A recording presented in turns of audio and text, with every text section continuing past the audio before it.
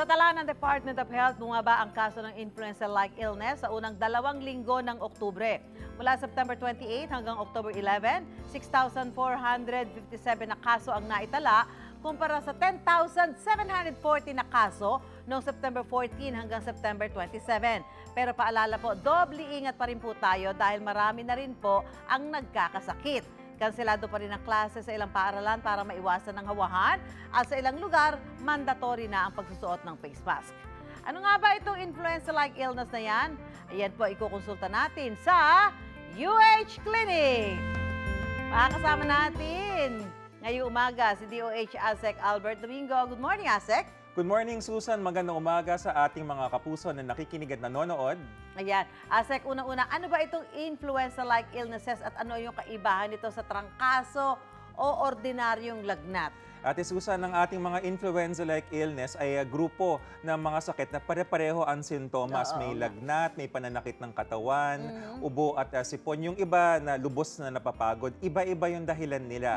Sa taong ito, ang nakita nating mataas na mga dahilan, yung influenza A, yung ating tinatawag na rhinovirus o yung common cough and cold, tas yung enterovirus. So, paano mo malalaman na trangkaso, yan, lagnat lang? Paano malalaman yun? So sa simula po, pag merong sintomas, ang inaabiso namin lagi, mas kinoon pa, di ba, pagka tag-ulan kasi, kailangan magpatingin sa ating health center. Yung ating mga health center, meron pong mga test yan na pwedeng gawin. Nalalaman po nila kung ano yung dahilan, kaya meron tayong datos at nakikita natin, ang karamihan sa kanila ay dahil dun sa influenza A, na panahon naman nangyayari talaga yan. ASEC, madalas nangyayari ngayon, hawahan, di ba? May isa lang nagkasakit, tapos after a few days, ang dami na, lalo na sa loob ng mga bahay, di ba? Yes. So, paano ba na ipapasa o paano nagkakahawaan itong influenza-like illness? Paano yung mode of transmission ba nito? Ayan, yung paghawa ng influenza-like illness or malatrangkasong sakit sa Tagalog, yan ay dahil pagka tayo humihinga, nagsasalita, o kaya pag bumahing, may maliliit na mga talsik-talsik, mga patak-patak na pwedeng lumipad papunta dun sa nasa harapan natin kung di tayo nagtatakip ng ating bibig pag bumabahing. Or, pwede rin kunyari, pag nagpupunas tayo ng muka, tapos hinawakan natin tong lamesa, hinawakan natin yung upuan, tapos may ibang lumapit at humawak, pwedeng makuha dun sa lamesa. So malaking ano pa rin yung mag-alcohol tayo pala. Paano maiiwasan yung hawahan, lalo na sa loob ng bahay, sa paaralan, o kahit pa doon sa workplace? Yan. Dapat po pag tayo, kunyari, ay bumabahing, no? Alam niyo po, ang tip namin sa DOH, wag ho yung ganito. Kasi pag bumahing kayo dito, lilipat sa kamay, pag humawak, hawa na naman. Ang ginagawa po, either dito kayo sa siko, babahing, o kaya dito sa ating manggas. Wag rin sa panyo, kung pwede, or kung dapat yung tissue na tinatapon. Agad tapon mo na. Kasi pag yung panyo, tas ibubulsa mo, tas mamaya pinunas-punas mo saan, edi kakalat na naman yun. Ikalawa, yung pagkain, no, yung ating tamang pagkain, yung gulay, prutas na mataas sa vitamin C. Halimbawa dyan, yung mga kahel, yung mga kalamansi, yan, yung mga maaasim, yan, mataas sa vitamin C. Pomelo, yan, suha. Ehersisyo, kasi yung katawan natin dapat, tsaka pahinga.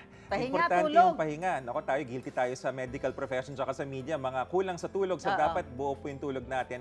At disiplina, wag manigarilyo, magyosi. Kasi kung hingahan nga yung problema, papahirapan pa yung baga mo. Wag na tayong gumawa. No? At ASEC, isa sa mga ginagawa ng mga kapuso natin para makaiwas sa sakit ay yung pagsusuot ng mask. Yes. Sa Quezon Province nga ay mandatory na ang pagsusuot niyan. Anong mask ba yung dapat suotin at pwede nyo ba ipakita sa amin? Paano yung tamang pagsusuot nito? Yan, ASEC, pakita na natin. Hindi po ako nag-i-endorse, hindi ako nagbebenta ng mga kailangan lang mask. niya ipakita kung anong klase. Itong ganitong klase, ito matigas to, ang sakit sa mukha niyan. Alam niyo po, itong tinatawag na N95, ang gumagamit po nito yung mga nasa loob ng intensive care unit. No? So medyo, tsaka mahirap, pag tama ang paggamit ng N95, mahirap huminga dito. So hindi ito yung nire-recommend natin para sa general public. Yung iba ho, gumagamit itong KN95, itong puti, okay rin naman ho to. Pero alam niyo, ang importante dyan, at mamaya i-demonstrate ko, ano man yung mask, dapat tama yung hapit sa buka. Ito po yung mas kilala natin. Minsan blue, minsan green, may mga ganyang kulay. Basta nasa harap yung blue. Okay, kung tutuusin, madalas diskusyon niya, ano ba dapat? Nasa loob yung blue o nasa labas? Ang tamang pagsuot po, pero hindi naman kami mahigpit, yung blue kasi waterproof yan. Okay? Yun namang puti ay absorbent. Para yung mga laway natin sa kapawis, pag nakasuot niyan, ay makukuha nung ano. Now, pag sinuot natin yan, yung dalawang loop po ay pupunta sa ating tenga.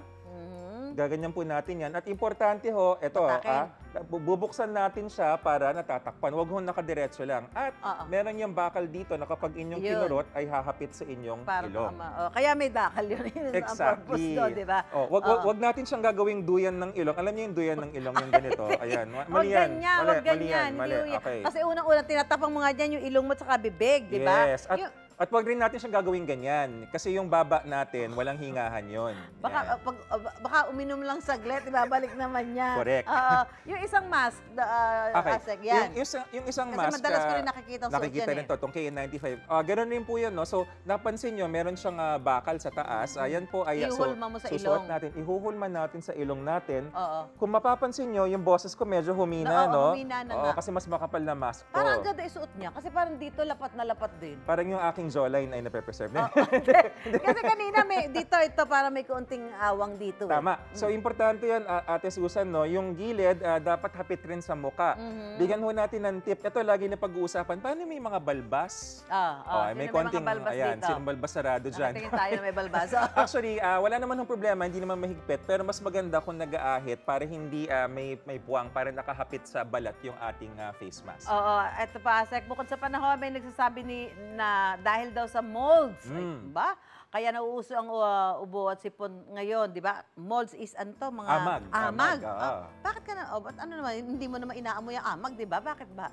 Pwede po yan kasi yung ating amag, yung molds, meron yung mga spores, mga maliliit na mga particles na pagka sila ay kumakalat sa hangin, na yung mga ating kapuso na may allergy o kaya tinatawag na hypersensitive, madali silang mairita. Natitrigger. Yes. So actually, maski po, hindi nga kailangan panahon ng ganito. Kung yari yung bakit bagong taon? Pag naglinis, nagpagpag ng spring cleaning, o kaya pagka bakasyon yung mga summer, naglilinis, pansin nyo, daming alikabok. Ganito rin yung mga sintomas. Kaya dapat magsuot din kayo ng mask pag naglilinis kayo na ba? Yung general cleaning, na ganyan, agiw-agiw, na ganyan. Kasi talaga matitrigger, lalo na kung may mga asthma. Naku, Asek, may ilang tanong din tayo online. Ang tanong ni Jennifer Pagalunan, kung nagka-flu na, posible raw bang mahawa ulit kung ma-expose siya after isolation?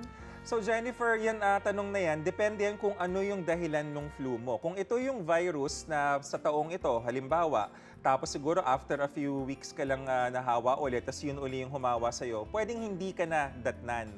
Pero wag ho natin kalimutan, yung kasing virus, nagbabago rin ng anyo yan. Siguro, sisegundahan ko din rin, no? Kaya kung kayo po ay may bakuna, ay mapupuntahan na bakunahan, ay makita kayo, nag-advertise sa lugar ninyo para sa flu, magpabakuna ho, kada taon nagpapalit kasi yung bakuna laban sa trangkaso. But ano yun, once a year lang yan, di ba? Once a year po yan. Pwede ba dumoble? Wala namang masama kung dumoble, pero magastos po kung dodoble. Usually, tsaka ano yan, usually mga March, April pa lang nag-available na yan. Kasi nakikita ko ngayon, parang may dami, may pneumonia, di ba?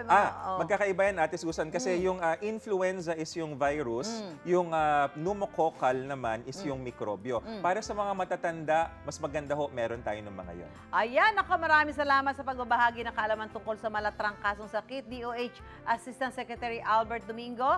Mga kapuso, stay safe po sa mga panahong ganito na uso yung sakit. Maraming salamat, Asek. Thank you so much, Ate Susan, at sa ating mga manonood. Ayan, magbabalik pa ang unang hirit. Wait! Wait lang! Huwag mo muna i-close. Mag-subscribe ka na muna sa GMA Public Affairs YouTube channel para lagi kang una sa mga latest kwento at balita.